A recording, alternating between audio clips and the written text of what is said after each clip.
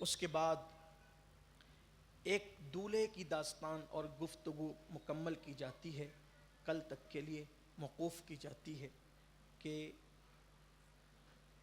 17 دن کا دولہا، صرف 17 دن حضرت وہب رضی اللہ تعالی، یہ حضرت وہب کی شادی کو صرف 17 دن ہوئے تھے. ان کی امی کو پتہ چلا، ان کی ماں نے ان سے کہا بیٹا سیدہ کا لال، سیدہ کا چاند ظلم کی بدلیوں میں گھر گیا ہے، آج میں چاہتی ہوں کہ چل ہم سب ان کے قدموں پہ قربان ہو جائیں. شادی کو صرف 17 دن ہوئے تھے.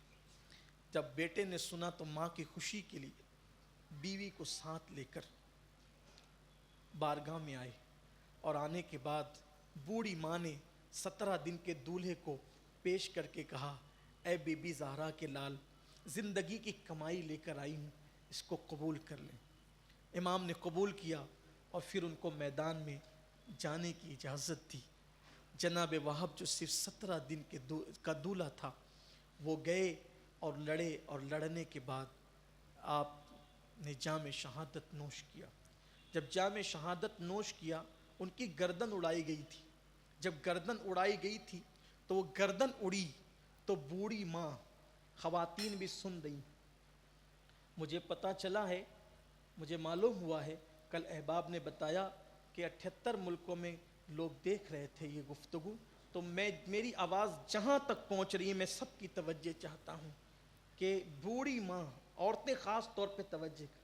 جب 17 دن کے دولہے کا سر، جوان بیٹے کا سر کٹ کے ارض کربلا پر گرا تو بوڑھی ماں نے اس سر کو اٹھایا اور اٹھا کر سینے سے لگایا، اور سینے سے لگا کر کے چوما، اور پھر کہتی ہے اللہ تیرا شکر ہے کہ بی بی زہرا کی بارگاہ میں سرخ روح ہو گئی.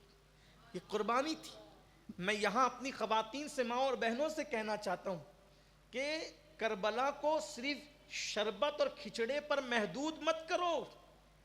یقیناً کھچڑا اور شربت ہم بناتے رہیں گے اور یہ سعادت ہے ہمارے لیے، لیکن ہمارے گھروں کے اندر جو اسلام کے خلاف کام ہوتا ہے، ذرا دیکھو کتنی بڑی قربانی دی گئی ہے اسلام کے لیے، دین بچانے کے لیے قربانی کتنی بڑی دی گئی ہے. 17 دن کا دولہا کس کو کہتے ہیں؟ 17 دن کے دولہے کا حال کیا ہوتا ہے؟ اور ابھی آپ سنیں گے کہ کیا کیا قربانی دی گئی. ان قربانی کو محسوس کرو، صرف رسمن نہ سنو، حقیقتاً اپنے دل میں وہ درد پیدا کرو دین کے لیے.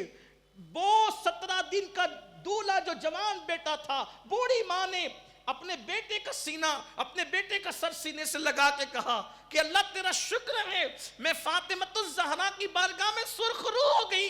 اور پھر امام کے پاس آ کر کہنے لگی امام میرے بیٹے کی قربانی قبول کر لیں، اور سفارش کریں آپ کے نانا کی بارگاہ میں یہ قربانی قبول ہونے کے لیے. اور 17 دن کی دلہن جو بیوہ ہو گئی تھی، 17 دن کی دلہن جو بیوہ ہو گئی تھی، اس ماں نے اپنی بہو کے گود میں کٹا ہوا سر دیا. وہ دلہن تاب نہ لا سکی، چیخ ماری، اور ہمیشہ کے لیے اپنے شوہر کے ساتھ وہ بھی دنیا سے رخصت ہو گئی.